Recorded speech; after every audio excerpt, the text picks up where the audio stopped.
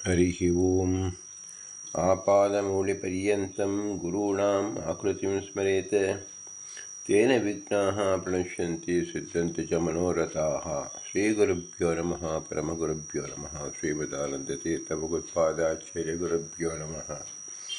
मन्मनोभीष्टवरदं सर्वाभीष्टफलप्रदं पुरन्दरगुरुं वन्दे दासश्रेष्ठं दयानिधिं विद्याविनयसम्पन्नान् शान्तादिगुणबृंहितान् सश्शास्त्रप्रवचनासक्तान् यतिमिलार्यान् गुरून् भजे। पृथ्वीमण्डलमध्यस्याः पूर्णबोधमतानुगाः वैष्णवाः विष्णुहृदयाः तान् नमस्ये गुरुमम। हरिः ओं ಶ್ರೀಶಾಃ ಪಾಹಿ. ಅನಂತಕೋಟಿ ಬ್ರಹ್ಮಾಂಡ ನಾಯಕ ಎಂಬುದು ಶ್ರೀ ಪುರಂದರದಾಸರು ರಚಿಸಿದ ಭವ್ಯ ಗ್ರಂಥ ರೂಪಕ 180 ಗದ್ಯಗಳಾಗಿದೆ. 81ನೇ ಗದ್ಯ ಪುರಾಣ ಪುರುಷೋತ್ತಮ. 81ನೇ ಗದ್ಯವಾದರೂ ಅದನ್ನೂ ಸಹ 180 ಪದ್ಯ ಜೊತೆಯಲ್ಲಿ ನಾವು ಅರ್ಥೈಸಿಕೊಂಡಾಗ 180 ಮುಖಗಳಾಗಿ ನಾವು ಪುರಾಣ ಪುರುಷೋತ್ತಮವನ್ನು ಅಥವಾ ಯಾವುದೇ ಗದ್ಯವನ್ನು ನಾವು ತಿಳಿಯಬಹುದಾಗಿದೆ. ಅದರ ಸಾಂಕೇತಿಕ ಪ್ರಯೋಗವನ್ನು ಶ್ರೀ ಪುರಂದರದಾಸರು ನಮಗೆ ಅನುಗ್ರಹಿಸುತ್ತಿದ್ದಾರೆ. ಇಲ್ಲಿ ಪುರಾಣ ಪುರುಷೋತ್ತಮ ಎಂಬುದರಲ್ಲಿ ಸಕಲ ಪುರಾಣವನ್ನು ಇಲ್ಲ ನಾವು ತೆಗೆದುಕೊಳ್ಳಬೇಕು. ಆದರೆ ಸಕಲ ಪುರಾಣವನ್ನು ನಾವು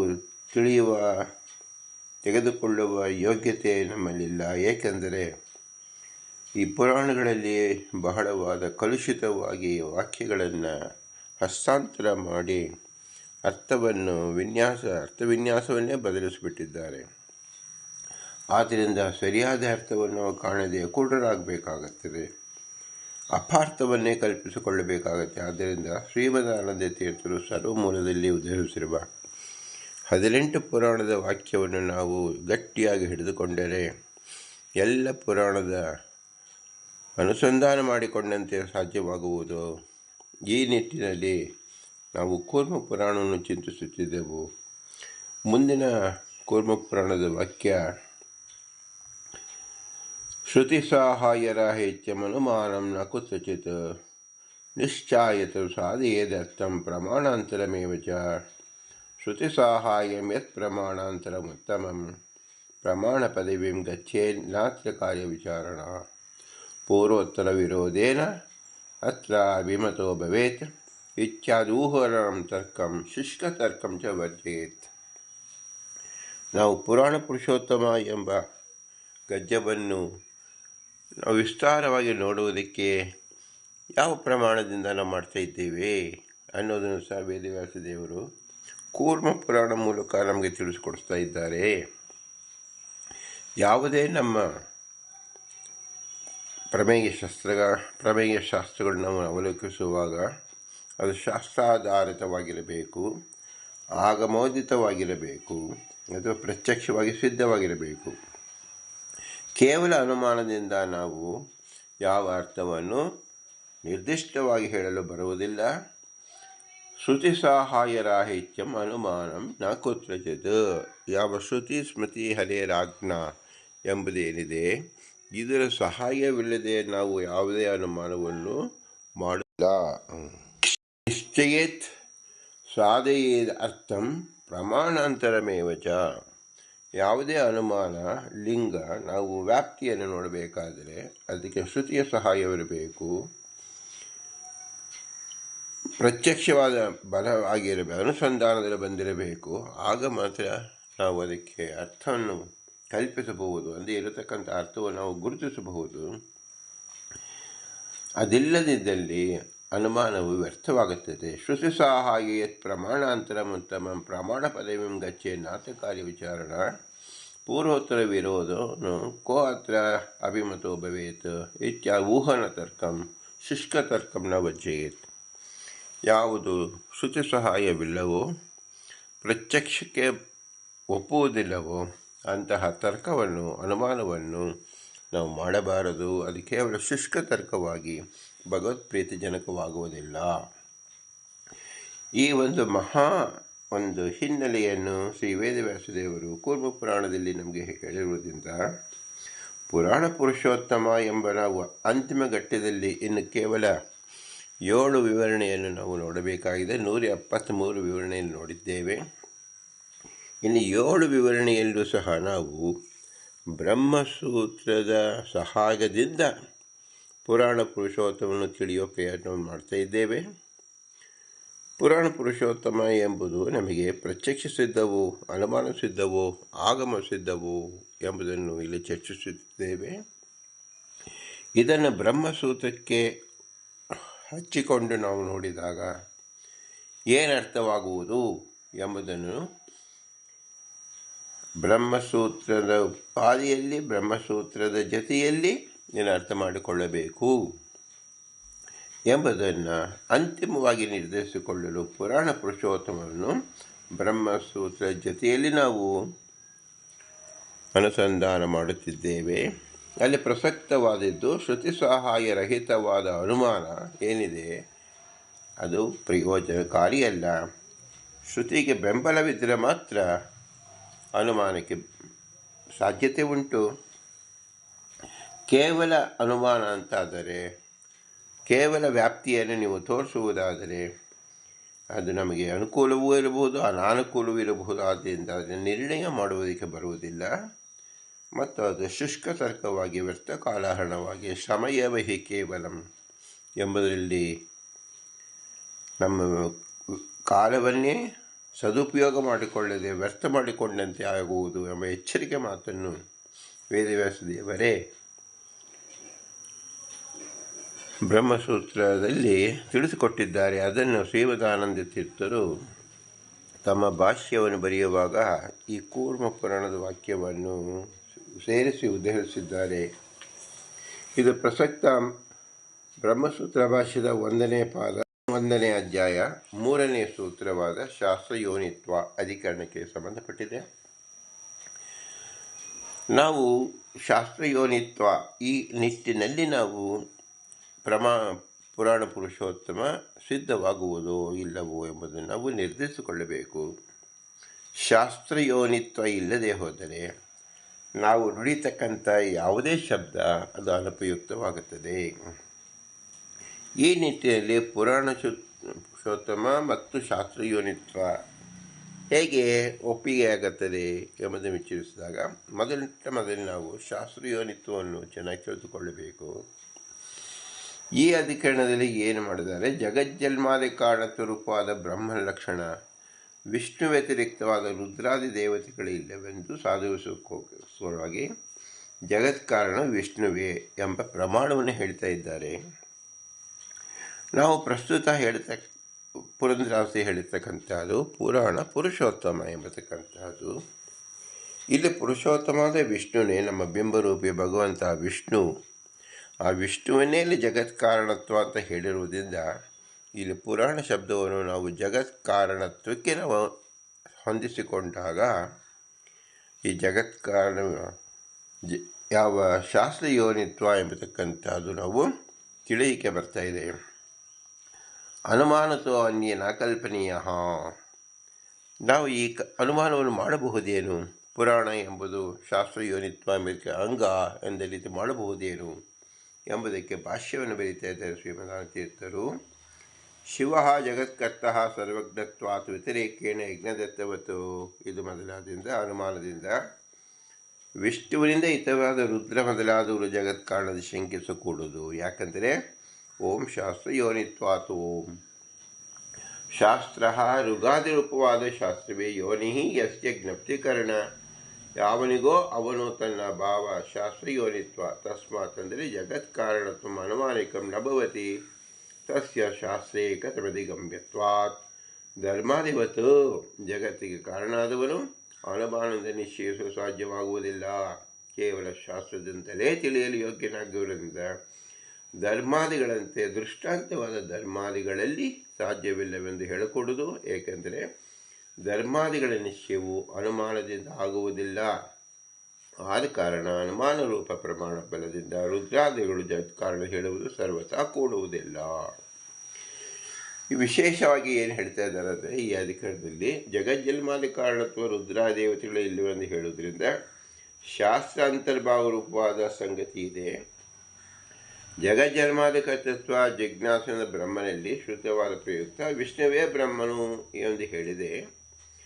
ಜನ್ಮಾದಿಕರ್ತೃತ್ವ ರುದ್ರಾದಿಗಳಲ್ಲಿ ಸರ್ವತಾ ಇಲ್ಲಿ ಬಂದು ಹೇಳಿದ್ರೇನೆ ವಿಷ್ಣುವೆಂದು ಹೇಳುವುದು ನಿಶ್ಚಯವಾಗಬಹುದು, ಇಲ್ಲದಿದ್ದರೆ ನಿಶ್ಚಯವಾಗಲಾರದು.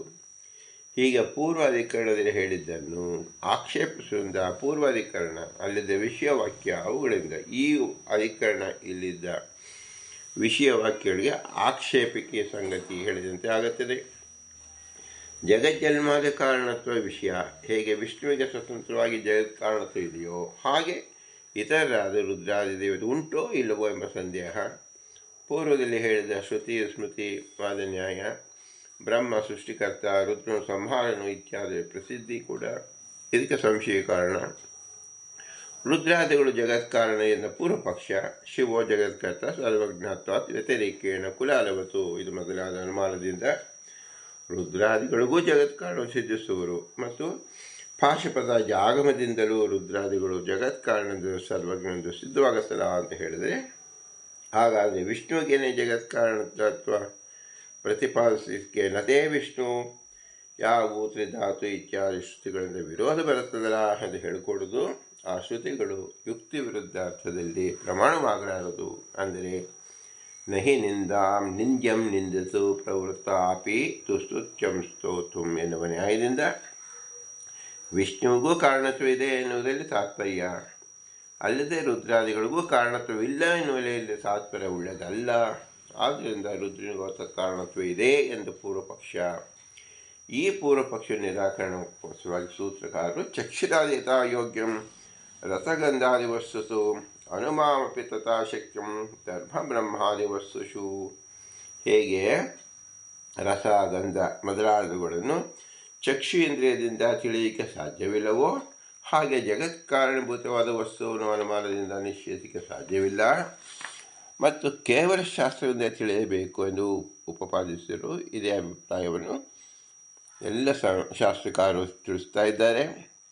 ಜಗತ್ ಕಾರಣಾದವನು ಶಾಸ್ತ್ರೀಕ ವಿದ್ಯ ಎನ್ನುವುದು ಯಾವ ಪ್ರಮಾಣದಿಂದ ತಿಳಿಯುತ್ತದೆ ಅಂದರೆ, ನಾವೇದ ವಿನುತೆ ಮನ್ನುತೆ ತಂ ಬೃಹಂತಂ ಸರ್ವಾನುಭೂತಂ ಆತ್ಮಾನಂ ಸಾಂಪರಾಯೇ ಎಂಬ ತೈತ್ತಿರಿಯ ಬ್ರಾಹ್ಮಣಿಕದಲ್ಲಿ ಔಪನಿಷದ ಪುರುಷ ಇತ್ಯಾಶ್ರುತಿಭ್ಯ ತಂ ಪೂರ್ವ ಪ್ರಕೃತ ಬೃಹಂತಂ ಪೂರ್ಣನು ಸರ್ವಾನುಭೂ ಸರ್ವಜ್ಞ ಸರ್ವೋತ್ಪಾದಕ ಆತ್ಮಾನಂ ಸರ್ವಸ್ವಾಮಿಯಾದ ಶ್ರೀಹರಿಯನ್ನು ಸಾಂಪರಾಯೇ ಚೆನ್ನಾಗಿ ಪರಪ್ರಾಪ್ತಿಯಾದ ಮೋಕ್ಷಕ್ಕಾಗಿ ಅವೇದವಿದ ಸದಾಗಮನ ಅರ್ಥವನ್ನು ತಿಳಿಯದೇ ಇದ್ದವನು ಅಥವಾ ವೇದ ವಿರುದ್ಧ ಜ್ಞಾನವುಳ್ಳವನು ನಾಮನತೆ ತಿಳಿಯುವುದಿಲ್ಲ.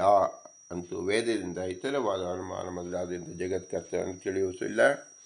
ವೇದವೇ ತಿಳಿಸುತ್ತದೆ. ಆದ ಕಾರಣ ಜಗತ್ಕರ್ತನಾದ ಶ್ರೀಹರಿ ವೇದೇಕ ಸಮಧಿಗಮ್ಯನು ಪುರುಷ ಪೂರ್ಣಗುಣವುಳ್ಳ ಜಗತ್ಕರ್ತನು ಔಪನಿಷದ ಉಪನಿಷತ್ತುಗಳನ್ನೇ ಮುಖ್ಯ ವೇದ್ಯನು ಇದು ಮೊದಲಾದ ಶ್ರುತಿಗಳಿಂದ ನಮಗೆ ಸಿದ್ಧವಾಗುತ್ತದೆ. ಜಗತ್ಕಾರಣ ಉಪನಿಷತ್ತಿನಿಂದಲೇ ತಿಳಿಯಲು ಅರ್ಹನಾದಾಗ್ಯೂ ಹರಿ ಸರ್ವಜ್ಞ ಸ್ವತಂತ್ರತ್ವಾತ್ ಇದು ಮೊದಲಾದ ಅನುಮಾನಗಳಿಂದ ಸಾರ್ವಜ್ಞಾದಿಗಳು ಸಿದ್ಧಿಸುವಂತೆ ಅನುಮಾನದಿಂದ ಜಗತ್ಕಾರಣ ಸಿದ್ಧಿಸುತ್ತಾರಂತೆ ಏಕೆ ಆಗಲಾರದು ಎಂದರೆ, ನಚಾನುಮಾನಸ್ಯ ನಿಯತ ಪ್ರಾಮಾಣ್ಯಂ ಶ್ರುತಿ ಮೊದಲಾದ ಪ್ರಮಾಣ ಸಹಾಯವಿಲ್ಲದೆ ಅನುಮಾನ ಮಾತ್ರಕ್ಕೆ ಸ್ವತಂತ್ರವಾಗಿ ಅದೃಷ್ಟಾರ್ಥ ನಿಶ್ಚಾಯಿಕತೆ ಇಲ್ಲ. ಪ್ರಮಾಣಾಂತರವನ್ನು ಅನುಸರಿಸಿಕೊಂಡಿರುವ ಅನುಮಾನದ ಪ್ರಿಯಸ್ತ್ರವೇ ಸ್ವತಂತ್ರವಾಗಿ ಅಂದರೆ ಶ್ರುತಿಗಳ ಸಹಾಯವಿಲ್ಲದೆ ಅದೃಷ್ಟಾರ್ಥವನ್ನು ನಿಶ್ಚಯಿಸುವುದಿಲ್ಲ. ಅದೃಷ್ಟಾರ್ಥ ಅಂದರೆ ಕಣ್ಣಿಗೆ ಕಾಣದೇ ಇರತಕ್ಕಂಥದ್ದು. ಅದಕ್ಕೆ ಪ್ರತಿಪಕ್ಷಾದಿಗಳು ಬರುತ್ತದೆ. ಅಂದರೆ ವಿರುದ್ಧಾರ್ಥವನ್ನು ಸಾಧಿಸಲಿಕ್ಕೆ ಹೇತಂತ್ರಾದಿಗಳು ಕೂಡಬಹುದು. ವಿಷ್ಣುವಿಗೆ ಸಾರ್ವಜ್ಞವನ್ನು ಸಾಧಿಸಿಕೊಡತಕ್ಕಂತಹ ಸ್ವತಂತ್ರಾದಿಗಳು ಹೇತುವಿಗಾದರೂ ಸರ್ವಜ್ಞ ಇದು ಮೊದಲಾದ ಶ್ರುತಿಗಳು ಇದ್ದ ಪ್ರಯುಕ್ತ ಶ್ರುತಿ ಸಹಾಯ ರಾಹಿತ್ಯವಿಲ್ಲ. ಪೂರ್ವಪಕ್ಷಿ ರುದ್ರಾದಿಗಳಿಗೆ ಕಾರಣತ್ವ ವಿಷಯದಲ್ಲಿ ಶಂಕಿಸಿದ ಸರ್ವಜ್ಞತ್ವ ಕಾರ್ಯತ್ವದ ಅನುಮಾನಗಳಲ್ಲಿ ಆದರೂ ಶ್ರುತಿಗಳ ಸಹಾಯವಿಲ್ಲೇ ಇರುವುದರಿಂದ ರುದ್ರಾದಿಗಳ ಜಗತ್ ಕಾರಣ ಸಾಧಿಸುವ ವಿಷಯದಲ್ಲಿ ಅವುಗಳಿಗೆ ಪ್ರಾಮಾಣ್ಯವಿಲ್ಲ ಎಂದು ಹೇಳಬಹುದು. ಆದರೆ ಕೇವಲ ಅನುಮಾನ ಪ್ರಮಾಣವಲ್ಲ, ಏಕೆ ಅದು ಆಗುವುದಿಲ್ಲ. ಶ್ರುತಿ ಸಹಾಯ ರಾಹಿತ್ಯಂ ಅನುಮಾನಮನ ಕುತಚಿತೋ ನಿಶ್ಚಯ ಸಾಧಯೇದರ್ಥಂ ಪ್ರಮಾಣಾಂತರಮೇವಚ. ಅಂದರೆ ಅಸ್ಮದಾದಿಗಳಿಗೆ ಕಾರಣದಿರುವ ಈಶ್ವರಾದಿಗಳ ವಿಷಯದಲ್ಲಿ ಶ್ರುತಿ ಸ್ಮೃತಿ ರೂಪ ಸಹಾಯರಹಿತವಾದ ಈಶ್ವರ ಸರ್ವಜ್ಞ ಚೇತನತ್ವಾತ್ ಇತ್ಯಾದಿ ರೂಪವಾದ ಅನುಮಾನ ಮತ್ತು ರಾಮಕೃಷ್ಣಾದ ಭಗವದ್ ರೂಪಗಳಲ್ಲಿ ದೋಷಗ್ರಾಹಿಯಾದ ಶ್ರುತಿ ಸಹಾಯವಿಲ್ಲದಿರುವುದರಿಂದ ಪ್ರತ್ಯಕ್ಷವೂ ಕೂಡ ಸ್ಪಷ್ಟವಾಗಿ ಅತೀಂದ್ರಿಯವಾದ ಅರ್ಥವನ್ನು ಅಂದರೆ ಅಸ್ವಾತಂತ್ರ್ಯ ಮೊದಲಾದ ಧರ್ಮ ವಿಶೇಷವನ್ನು ರಕ್ತವು ಸುರಿಯಿತು ಇತ್ಯಾದಿ ಸಿಹರಿಗೆ ಭೇದ ಅಭೇದ ಮೊದಲಾದ ದೋಷವನ್ನು ಕೂಡ ಸಾಧಿಸಲಾರದು ಅಥವಾ ತಿಳಿಸಲಾರದು. ಏಕೆಂದರೆ ಅದೆಲ್ಲವೂ ಅತೀಂದ್ರಿಯವಾದ ವಿಷಯ ಅಂತಾಯಿತು.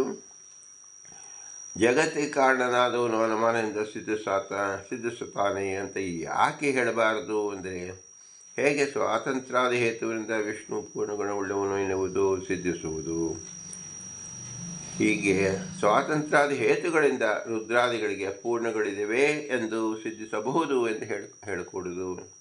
ಏಕೆಂದರೆ ವಿಷ್ಣುವಿಗೆ ಸಾರ್ವತ್ವಂತ ಸಾಧಿಸಿಕೊಡುವ ಅನುಮಾನ ಶ್ರುತ್ಯಾದಿ ಸಹಾಯ ಉಳ್ಳದ್ದು. ರುದ್ರಾದಿಗಳಿಗೆ ಸಾರ್ವಜ್ಞ ಸಾಧಕವಾದ ಅನುಮಾನ ಶ್ರುತ್ಯಾದಿ ಸಹಾಯ ಉಳ್ಳದಲ್ಲ. ಶ್ರುತ್ಯಾದಿ ರೂಪ ಪ್ರಮಾಣಾಂತರವನ್ನು ಅನುಸರಿಸಿಕೊಂಡಿರುವ ಅನುಮಾನವೇ ಪ್ರಮಾಣ, ಅನುಸರಿಸದೇ ಇರುವುದು ಪ್ರಮಾಣವಲ್ಲ. ಪ್ರಕೃತ ಅನುಮಾನಕ್ಕೆ ಶ್ರುತಿ ಸಹಾಯವಿಲ್ಲದೇ ಇಲ್ಲ. ರಾಮಕೃಷ್ಣಾದಿಗಳಲ್ಲಿ ದೋಷಗ್ರಾಹಿಯಾದ ಪ್ರತ್ಯಕ್ಷ ವರ್ಜಿತ ಸರ್ವದೋಷೈಹಿ ಇತ್ಯಾದಿ ಶ್ರುತಿ ವಿರುದ್ಧ ಬರುತ್ತದೆ.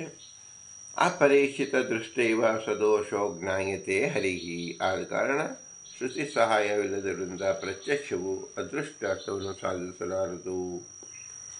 ಎಂತಹ ಪ್ರತ್ಯಕ್ಷಾದಿಗಳು ಅದೃಷ್ಟಾರ್ಥವನ್ನು ನಿಶ್ಚಯಿಸುತ್ತದೆ ಅಂದರೆ, ಶ್ರುತಿ ಸಹಾಯಂ ಯತ್ ಪ್ರಮಾಣಾಂತರಮುತ್ತಮಂ ಪ್ರಮಾಣ ಪದವಿಂ ಗಚ್ಚೇನ್ ನಾತ್ರ ಕಾರ್ಯ ವಿಚಾರಣಾ.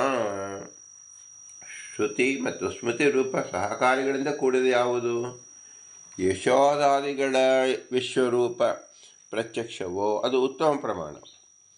ಆದ್ದರಿಂದ ಅದು ಪ್ರಮಾಕರಣತ್ವ ರೂಪವಾದ ಪ್ರಮಾಣದ ರೀತಿಯನ್ನು ಹೊಂದುವುದು. ಮತ್ತು ಶ್ರುತಿ ಸ್ಮೃತಿಗಳ ಸಹಾಯವುಳ್ಳ ವಿಷ್ಣು ಸ್ವತಂತ್ರ ಪೂರ್ಣತ್ವಾತೆನ್ನುವ ಯಾವ ಅನುಮಾನವು ಅದು ಕೂಡ ಯಥಾರ್ಥ ಜ್ಞಾನಕಾರಣತ್ವ ರೂಪವಾದ ಪ್ರಮಾಣತ್ವವನ್ನು ಹೊಂದುವುದು. ಇಲ್ಲಿ ವಿಶೇಷವಾಗಿ ಸಾ ತತ್ರ ದೃಶ್ಯೇ ವಿಶ್ವಂ ಜಗತ್ ಸ್ವಾಸ್ತು ಚ ಖಂಡಿಶಃ ಇತ್ಯಾದಿ ಪ್ರಮಾಣದಿಂದ ಶ್ರೀಕೃಷ್ಣನ ಮುಖಾರವಿಂದದಲ್ಲಿ ಯಶೋಧಾದೇವಿ ವಿಶ್ವಗ್ರಾಹಿ ಪ್ರತ್ಯಕ್ಷ ಯಾವು ತ್ರಿಧಾತು ಪೃಥ್ವಿಂ ಏಕೋ ದಾರ ಭುವನಾನಿ ವಿಶ್ವಾ ಇದು ಮೊದಲಾದ ಶ್ರುತಿ ಸಹಾಯ ಉಳ್ಳದ್ದಿದೆ. ವಿಷ್ಣು ಸ್ವತಂತ್ರ ಪೂರ್ಣತ್ವ ಇದು ಮೊದಲಾದ ಅನುಮಾನವಾದರೂ ಇದೆ. ಅಪೂರ್ಣೋಯಂ ಜೀವಸಂಗೋ ಅಸ್ವತಂತ್ರೋ ಪೂರ್ಣೋ ಹರಿಹಿ ಸ್ವತಂತ್ರ ಸದೇವ ಹಿ ನಹಿ ಸ್ವತಂತ್ರೋ ಅಪೂರ್ಣತಾಂ ಕಾಮೇತ ಪೂರ್ಣಃ ಇದೆ ಸ್ಯಾದ ಸ್ವತಂತ್ರ ಕುತಃ. ಜೀವರು ಅಪೂರ್ಣರಾಗಿದ್ದಾರೆ, ಅಸ್ವತಂತ್ರರು. ಶ್ರೀಹರಿ ಸದಾ ಸ್ವತಂತ್ರ ಆದ ಕಾರಣ ಪೂರ್ಣನು ಸ್ವತಂತ್ರನು, ಅಪೂರ್ಣನಾಗಲಾರನು. ಪೂರ್ಣನಾಗಿದ್ದವನು ಅಸ್ವತಂತ್ರ ಹೇಗೆ ಆದಾನು ಎಂಬ ಅನುಮಾನ ಮತ್ತು ಶ್ರುತಿ ಸಹಾಯವಿದೆ. ಮತ್ತು ಹಿಂದೆ ಹೇಳಿದ ಅನುಮಾನ ಆತ್ಮ ಹಿ ಪರಮಂ ಸ್ವತಂತ್ರಾದಿಗುಣ ಪೂರ್ಣಮದಃ ಪೂರ್ಣಮಿದಮಿದೆ ಮೊದಲಾದ ಶ್ರುತಿ ಸಹಾಯ ಉಳ್ಳದ್ದಾಗಿದೆ. ಆದ್ದರಿಂದ ತರ್ಕಪದಕ್ಕೆ ಅನೇಕ ಅರ್ಥ ಪ್ರಯುಕ್ತ ಪ್ರಕೃತಿಯಲ್ಲಿ ಉಪಯುಕ್ತವಾದ ಅರ್ಥವನ್ನು ಏನೆಂದರೆ, ಪೂರ್ವೋತ್ತರ ವಿರೋಧೇನ ಕೋತ್ರ ಅಭಿಮತೋ ಭವೇತ್ ಇತ್ಯಾದಿ ಊಹನಂ ತರ್ಕಂ ಶುಷ್ಕ ತರ್ಕಂ ಚ ವರ್ಜಿಯೇತ್ ಇತ್ಯಾದಿ ಮಹಾಕೌರ್ಮದಲ್ಲಿ ತಿಳಿಸಿಬಿಟ್ಟಿದ್ದಾರೆ. ವಿವಾದ ವಿಷಯವಾದ ವಾಕ್ಯದಲ್ಲಿ ಪೂರ್ವಾಪರ ವಿರೋಧವಿಲ್ಲದೆ ಅಥವಾ ಉಪಕ್ರಮ ಉಪಸಂಹಾರಗಳಿಗೆ ಅನುಗುಣವಾಗಿ ಯಾವ ಅರ್ಥ ತಾತ್ಪರ್ಯ ವಿಷಯವಾಗುವುದು ಇತ್ಯಾದಿ ರೂಪವಾದ ಊಹು ಅಂದರೆ ಉಪಕ್ರಮಾದ ತಾತ್ಪರ್ಯ ಲಿಂಗದಿಂದ ಇಲ್ಲಿ ಅರ್ಥವೇ ತಾತ್ವಿಕ ವಿಷಯಭೂತವಾದುದು. ಇದು ಮೊದಲಾದ ಯಾವುದು ಯಥಾರ್ಥ ಜ್ಞಾನವು ಅದನ್ನು ಉಂಟು ಮಾಡತಕ್ಕ ಲಿಂಗವೇ ಅಂದರ್ಥ. ಅದಕ್ಕೆ ತರ್ಕ ಎನಿಸುತ್ತದೆ. ಇಂತಹ ತರ್ಕವು ಕೂಡ ಶ್ರುತಿ ಸ್ಮೃತಿಗಳ ಸಹಾಯವಿಲ್ಲದಿರುವ ವಿಷ್ಣುವಿಗೆ ಅಸರ್ವಜ್ಞತ್ವ ಸಾಧಿಸುವ ಚೇತನತ್ವ ಮೊದಲಾದ ಅನುಮಾನವನ್ನಾದರೂ ಬಿಡಬೇಕು. ಆದ್ದರಿಂದ ಅತೀಂದ್ರಿಯವಾದ ಅರ್ಥವನ್ನು ನಿಶ್ಚಯಿಸಕೂಡದು. ಇದು ಮೊದಲಾದ ಪ್ರಮೇಯ ಕೂರ್ಮಪುರಾಣದಲ್ಲಿ ತಿಳಿಸಿದೆ. ಶ್ರುತ್ಯಾದಿಗಳ ಸಹಾಯವಿಲ್ಲದಿರುವ ಅನುಮಾನ ಪ್ರಮಾಣವಲ್ಲ ಎನ್ನುವ ವಿಷಯದಲ್ಲಿ ಸಾಧಕವಿದೆ ಎನ್ನುವುದು ಮಾತ್ರವಲ್ಲ, ಮತ್ತೆ ಅಂತಹ ಅನುಮಾನವು ಪ್ರಮಾಣದಿಂದ ಅಂಗೀಕರಿಸಿದರೆ ಬಾಧಕವೂ ಇದೆ ಎನ್ನುತ್ತಾರೆ. ಶಕ್ಯತ್ವಾದ ಅನುಮಾನಂ ಸರ್ವತ್ರ. ಶ್ರುತ್ಯಾದಿಗಳ ಸಹಾಯವಿಲ್ಲದಿರುವ ಚೇತನತ್ವ ವಸ್ತುತ್ವಾದ ರೂಪಗಳಾದ ಕೇವಲ ಹೇತುಗಳಿಗೆ ಸರ್ವ ವಿಷಯದಲ್ಲಿಯೂ ಅಂದರೆ ಶಶವಿಷಾಣಾನ್ ಪಶತ್ವಾತ್ ಮಲಾಪಗಳು ಕೂಡ ಇದೆ ಇತ್ಯಾದಿ ವಿಷಯದಲ್ಲಿ ಹೇಳಲಿಕ್ಕೆ ಬರುವುದಿಲ್ಲ. ಕೇವಲ ಅನುಮಾನಕ್ಕೆ ಪ್ರಮಾಣವಿಲ್ಲದೆ ಇಲ್ಲ. ಈ ವಿಷಯದಲ್ಲಿ ಪ್ರಮಾಣವನ್ನು ಹೇಳುತ್ತಾರೆ. ಸರ್ವತ್ರ ಶಕ್ಯತೆ ಕರ್ತು ಆಗಮಂ ಹಿ ವಿನಾ ಅನುಮಾ ತಸ್ಮಾತ್ ಸಾ ಶಕ್ತಿಮತಿ ಹಿ ವಿನಾ ಆಗಮಂ ಉದೀಕ್ಷಿತಮಿತಿ ವರಾಹ ಪುರಾಣದಲ್ಲೂ ಸಹ ಹೇಳಿದ್ದಾರೆ. ಈ ರೀತಿಯಲ್ಲಿ ನಾವು ತಿಳಿದುಕೊಳ್ಳುವುದರಿಂದ ಪುರಾಣ ಪುರುಷೋತ್ತಮ ಎಂಬತಕ್ಕಂಥ ವಾಕ್ಯ ಆಗಮುಕ್ತವಾಗಿದೆ. ಇದು ಕೇವಲ ಅನುಮಾನವಲ್ಲ. ಪುರಂದರದಾಸರಿಗೆ ಪ್ರತ್ಯಕ್ಷ ಸಿದ್ಧವಾಗಿದೆ. ಪುರಂದರದಾಸಾದಿ ಅನೇಕ ಅಪರೋಕ್ಷ ಜ್ಞಾನಿಗಳಿಗೆ ಪ್ರತ್ಯಕ್ಷ ಸಿದ್ಧವಾಗಿದೆ. ಕೃಷ್ಣ ನೆಲೆಯುತ್ತಿರುವುದನ್ನು, ಓಡುತ್ತಿರುವುದನ್ನು, ಸೃಷ್ಟಿಕರ್ತರನ್ನು ಸಹ ತಿಳಿದು ಮಾತಾಡಿದ್ದಾರೆ. ಆದ್ದರಿಂದ ವೇದವ್ಯಾಸರು ಸ್ವಯಂ ಅವರೇ ಭಗವಂತನಾದ ವೇದವ್ಯಾಸ ದೇವರು ಪುರಾಣ ಪುರುಷೋತ್ತಮ, ಪುರಾಣವನ್ನು ರಚಿಸಿದವರು ವೇದವ್ಯಾಸ ದೇವರು. ಪುರಾಣದಲ್ಲಿ ಉಕ್ತವಾದ ವಿಶೇಷವಾದ ವಿಷ್ಣುವಿನ ಮಹಿಮೆಯನ್ನು ತಾವೇ ಸಾಕ್ಷಾತ್ತಾಗಿ ಅನುಭವಿಸಿದವರು. ಆದ್ದರಿಂದ ಪುರಾಣೋಕ್ತವಾದದ್ದು ಎಲ್ಲವೂ ಪ್ರಮಾಣವೇ ವೇದವ್ಯಾಸ ಹೇಳಿದ್ದು. ಆದರೆ ಅದರ ಅರ್ಥವನ್ನು ಹೇಗೆ ತಿಳಿಯಬೇಕು ಎಂಬತಕ್ಕಂಥದ್ದು ಮಾತ್ರ ನಮ್ಮ ಮೂಲ ಗುರುಗಳು ಮತ್ತು ಇತ್ಯಾದಿ ಗುರುಗಳ ಉಪದೇಶದಂತೆ ನಾವು ತಿಳಿಯಬೇಕಾಗಿದೆ. ಅತ್ಯಂತ ಪ್ರಾಮಾಣಿಕರಾದ ವೇದವ್ಯಾಸ ದೇವರು ರಚಿಸಿದ ಪುರಾಣ ಅತ್ಯಂತ ಪ್ರಾಮಾಣಿಕ ಗ್ರಂಥವೇ. ಶ್ರುತಿ ಮತ್ತು ಸ್ಮೃತಿಗಳಾದಂತೆ ಪುರಾಣ ವಾಕ್ಯವು ಅತ್ಯಂತ ಆಪ್ತವಾಕ್ಯ ಅನಿಸುತ್ತದೆ. ಈ ಆಪ್ತವಾಕ್ಯದಲ್ಲಿ ಹೇಳ್ತಕ್ಕಂಥದ್ದು ಯಾವುದು? ಪುರುಷೋತ್ತಮತ್ವ ಎಂಬ ತತ್ವ. ಆದ್ದರಿಂದ ಪುರಾಣ ಪುರುಷೋತ್ತಮ ಎಂಬತಕ್ಕಂಥದ್ದು ಕೇವಲ ಪುರಂದರದಾಸರು ಅನುಮಾನದಿಂದ ಹೇಳಿದರು ಅಂತ ನಾವು ಭಾವಿಸಬಾರದು. ಅವರ ಅಪರೋಕ್ಷ ಜ್ಞಾನಿಗಳಾದ ಪ್ರತ್ಯಕ್ಷವಾಗಿಯೂ ಕಂಡಿದ್ದಾರೆ. ಮತ್ತು ಪುರಾಣ ಅಂದರೆ ಶ್ರುತಿ ಸ್ಮೃತಿಗಳ ಸಾಲಿನಲ್ಲಿ ನಿಲ್ಲುವಂಥದ್ದು ಪುರಾಣ. ವೇದದ ವ್ಯಾಖ್ಯಾನ ರೂಪವಾದದ್ದು ಪುರಾಣ. ಆದ್ದರಿಂದ ಈ ಅನುಮಾನವನ್ನು ನಾವು ಮಾಡಿದರೂ ಸಹ ಅನುಮಾನಕ್ಕೆ ಶ್ರುತಿಯ ಸಹಾಯವಿದೆ. ಆದ್ದರಿಂದ ಪುರಾಣ ಪುರುಷೋತ್ತಮ ಎಂಬುದು ಶಾಸ್ತ್ರ ಪ್ರಮೇಯವಾಗಿದೆ ಎಂಬುದನ್ನು ನಾವು ಚೆನ್ನಾಗಿ ತಿಳಿದುಕೊಳ್ಳಬೇಕು. ಈ ನಿಟ್ಟಿನಲ್ಲಿ ನಾವು ಪುರಾಣ ಪುರುಷೋತ್ತಮವನ್ನು ಬ್ರಹ್ಮಸೂತ್ರ ಭಾಷ್ಯದ ಜೊತೆಯಲ್ಲಿ ಓರೆಗಲ್ಲಿಗೆ ಹಾಕಿ ನೋಡಿದಾಗ ಪುರಾಣ ಪುರುಷೋತ್ತಮ ಎಂಬುದು ಅತ್ಯಂತ ಪ್ರಾಮಾಣಿಕ ವಾಕ್ಯ. ಇದಕ್ಕೆ ಶ್ರುತಿ ಸಹಾಯವಿದೆ. ಇದು ಕೇವಲ ಅನುಮಾನವಲ್ಲ, ಇದು ಪ್ರತ್ಯಕ್ಷ ಸಿದ್ಧವೂ ಆಗಿದೆ ಅಪರೋಕ್ಷ ಜ್ಞಾನಿಗಳಿಗೆ. ಸ್ವತಃ ಭಗವಂತನಾದ ವೇದವ್ಯಾಸ ರಚಿತವಾದ ಪುರಾಣೋಕ್ತವಾದದ್ದು ಪುರುಷೋತ್ತಮ ತತ್ವಾದ್ದರಿಂದ ಅತ್ಯಂತ ಪ್ರಾಮಾಣಿಕವಾಗಿದೆ ಎಂಬುದನ್ನು ತಿಳಿಯಬೇಕು. ಇಂತಹ ಶ್ರೇಷ್ಠ ಜ್ಞಾನ ಒದಗಿಸುವ ಪುರಂದರದಾಸರಿಗೆ ಅನಂತಾನಂತ ನಮಸ್ಕಾರಗಳನ್ನು ಸಲ್ಲಿಸಿ ಅವರ ಅಂತರ್ಯಾಮಿ ಪುರಂದರ ವಿಠಲನಿಗೆ ಭೂಯಿಷ್ಠ ಅಂತ ನಮ್ಮ ಮುಕ್ತಿವಿದೆಯಮ್ಮ ಅಂತ ಹೇಳಿ ಇಂತಹ ಶ್ರೇಷ್ಠವಾದ ಜ್ಞಾನ ಗಟ್ಟಿಯಾಗಿ ತಿಳಿದುಕೊಳ್ಳಲು ನಮಗೆ ಬೇಕಾದದ್ದು ಯಾವುದು? ಈ ಮನುಷ್ಯ ಜನ್ಮ ಭಗವಂತ ಕೊಟ್ಟಿದ್ದಾರೆ ಗುರುಗಳ ಅನುಗ್ರಹದಿಂದ. ಇದಕ್ಕೆ ನಮಗೆ ಅನುಕೂಲವಾದದ್ದು ನಮ್ಮ ತಂದೆ ತಾಯಿಗಳಾದ್ದರಿಂದ ಅವರ ಉಪಕಾರ ಸ್ಮರಣೆಯನ್ನು ಮಾಡಬೇಕು. ನಮ್ಮ ತಂದೆಯಾಗಿ ತಾಯಿಗಳು ಇರುವಿಗೆ ಸಹಾಯಕರಾದ ಗುರು ಹಿರಿಯರ ಉಪಕಾರ ಸ್ಮರಣೆಯನ್ನು ಮಾಡಬೇಕು. ಇವರೆಲ್ಲರಲ್ಲೂ ತತ್ವಾಭಿಮಾನಿ ದೇವತೆಗಳು ನಿಂತು ಈ ಕೆಲಸವನ್ನು ಮಾಡಿದ್ದರಿಂದ, ಈ ಜ್ಞಾನವನ್ನು ಉಂಟು ಮಾಡಿಸಿದಿಂದ ಅವರ ವಿಶೇಷ ಅನುಗ್ರಹವನ್ನು ನಾವು ಸ್ಮರಣೆ ಮಾಡಿಕೊಳ್ಳಬೇಕು. ಭಗವದಾಜ್ಞೆಯಂತೆ ಶ್ರೀ ಮೂಲದೇವ ಗುರುಗಳಾದ ವಾಯುದೇವರು, ಭಾರತೀಪತಿ ಮುಖ್ಯ ಪ್ರಾಣ ವಾಯುದೇವರು ಎಲ್ಲರಲ್ಲೂ ನಿಂತು ಭಗವದ್ ಆಜ್ಞಾ ಪ್ರಕಾರವಾಗಿ ಭಗವದಾಜ್ಞೆಯನ್ನು, ಭಗವದ್ ಜ್ಞಾನವನ್ನು ಪ್ರಸಾರ ಮಾಡುತ್ತಿರುವುದರಿಂದ, ಈ ಶ್ರೇಷ್ಠ ಜ್ಞಾನವನ್ನು ನಮಗೆ ತಲುಪಿಸಿರುವುದರಿಂದ ಆ ಗುರುಗಳ ಪಾದಾರವಿಂದಕ್ಕೆ ನಮ್ಮ ತಲೆ ಒಡ್ಡಿ ಬಗೆಸಿ ಅವರ ಉಪಕಾರ ಸ್ಮರಣೆಯನ್ನು ಮಾಡಬೇಕು. ಆದರೂ ಇವರೆಲ್ಲರೂ ಸ್ವತಂತ್ರರಾದ ಭಗವಂತ ಲಕ್ಷ್ಮೀನಾರಾಯಣ ಮಾತ್ರ ಇವರಲ್ಲಿ ನಿಂತು ಈ ಕೆಲಸವನ್ನು ಮಾಡಿದ್ದರಿಂದ ಆ ಭಗವಂತನಿಗೆ ನಾವು ಕೊಡಲು ಏನೂ ಸಾಧ್ಯವಿಲ್ಲ.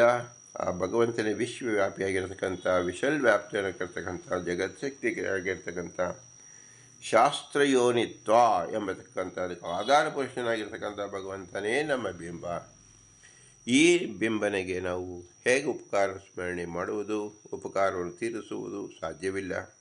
ಕೇವಲ ಭೂಯಿಷ್ಠ ಅಂತೆ ನಮ್ಮ ಮುಕ್ತಿಮಿದೇಮ, ಭೂಯಿಷ್ಠ ಅಂತೆ ನಮ್ಮ ಮುಕ್ತಿಮಿದೇಮ, ಭೂಯಿಷ್ಠ ಅಂತೆ ನಮ್ಮ ಮುಕ್ತಿಮಿದೇಮ ಅಂತ ಹೇಳಿ ವಿನಮ್ರವಾಗಿ ನಮಿಸೋಣ. ಭಾರತೀಯ ಮುಖ್ಯ ಪ್ರಾಣ ಅಂತ ಶ್ರೀಕೃಷ್ಣಾರ್ಪಣಸ್ಸು. ಹರಿ ಓಂ, ಹರಿ ಓಂ, ಹರಿ ಓಂ.